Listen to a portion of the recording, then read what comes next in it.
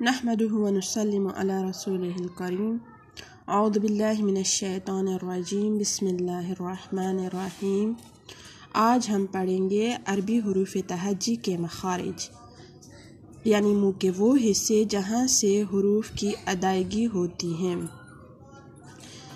انسانی جسم میں اللہ تعالیٰ نے مختلف نظام پیدا کیے ہیں۔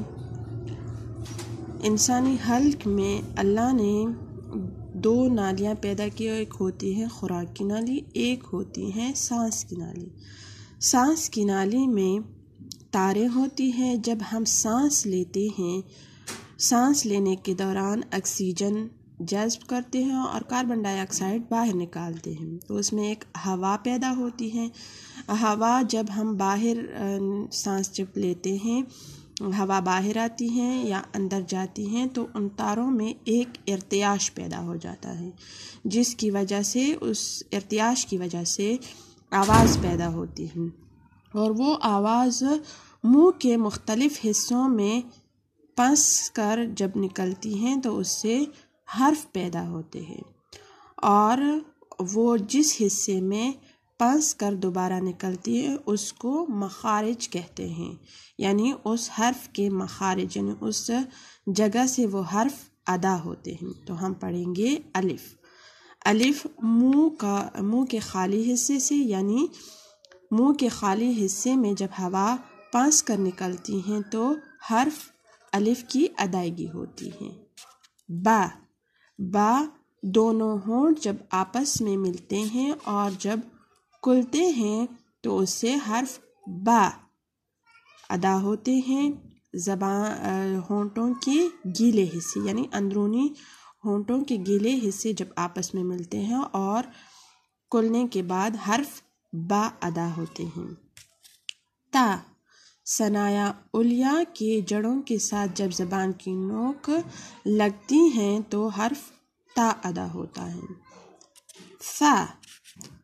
زبان کی نوک جب ثنایا علیہ اور ثنایا سفلی، یعنی سامنے والے اوپر کے 2 دانت اور نیچے کے 2 دانتوں کے بیچ میں جب زبان کی نوک نکلتی ہیں تو اس سے حرف ثا ادا ہوتی ہیں۔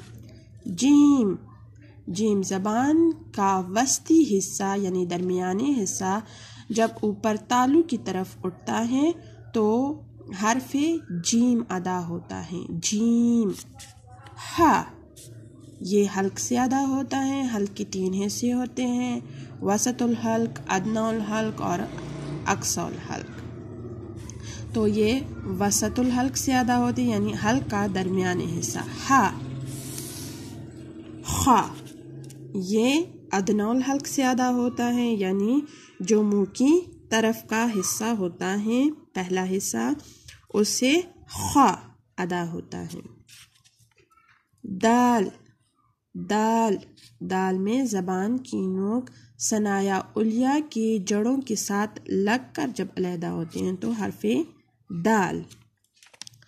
ذال۔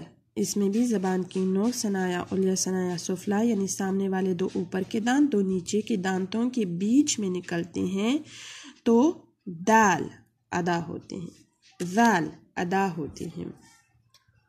را۔ را میں زبان اوپر کی طرف، یعنی تالو کی طرف اٹھ کر جب واپس نیچے آتے ہیں تو ترتراہٹ کے ساتھ را ادا ہوتے ہیں۔ زا۔ زا میں زبان کی نوک نیچے دانتوں سے جب ملتے ہیں تو زا اور سیٹی جیسی آواز نکلتی ہے۔ سین میں بھی زبان کی نوک نیچے والے دانتوں کے جڑوں کے ساتھ لگتے ہیں، سین۔ شین۔ اس میں بھی زبان کا وسطی حصہ، یعنی درمیانی حصہ اوپر تالو کی طرف اٹھتا ہے اور حرف شین۔ صاد۔ صاد میں زبان کی نوک جب نیچے والے دانتوں کے جڑوں کے ساتھ لگتا ہے اور پھر اوپر کی طرف اٹھتا ہے تو صاد۔ ضاد۔ ضاد میں زبان کا درمیانی حصہ 5 دانتوں کی طرف کروٹ لے کر ادا ہوتا ہے، ضاد۔ طا۔ तो में ज़बान की नोक सनाया उलिया के जड़ों के साथ लग कर हरफे तो अदा होते हैं। ज़्वाद ज़्वा तो ज़्वा ज़्वा में ज़बान की नोक सनाया उलिया के सिरों के साथ लग कर ज़ुई अदा होता है। तो ये ज़ुई। आइन ये हल्क से अदा होता है, वसतुल हल्क से आइन अदा होता है, यानी हल्क का दरमियानी हिस्सा।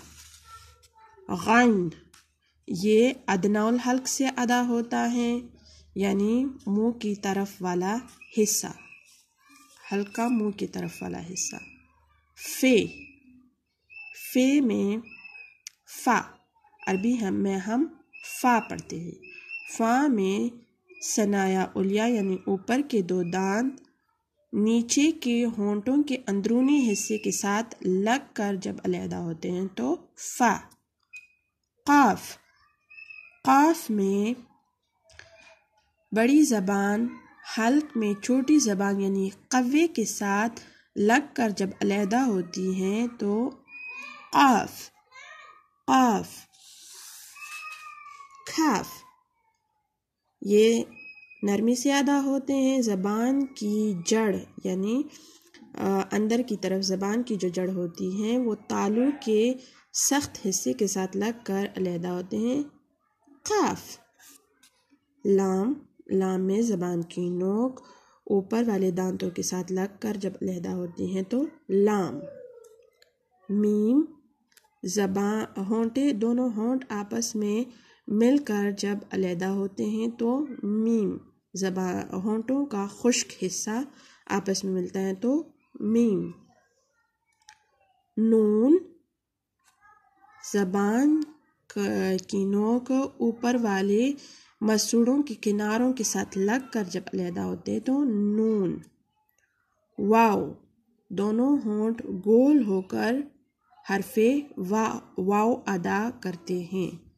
हा, हा अक्सौल हल्क से अदा होते हैं, यानी जो सीने की तरफ वाला हिस्सा है उससे अक्सौल हल्क। हा, हा और हा, हा। हमजा आह, ये भी अक्सौल हल्क से अदा होता है, यानी जो सीने की तरफ वाला हिस्सा है उसी से अदा होते हैं। या, ज़बान का दरमियानी हिस्सा तालू की तरफ उठता है और हरफे या अदा होता है। ये हैं हुरूफ के अदायगी के मखारिज। अगले सबक के लिए इजाज़त दीजिए और अपना ख्याल रखिए। अल्लाह हाफिज़।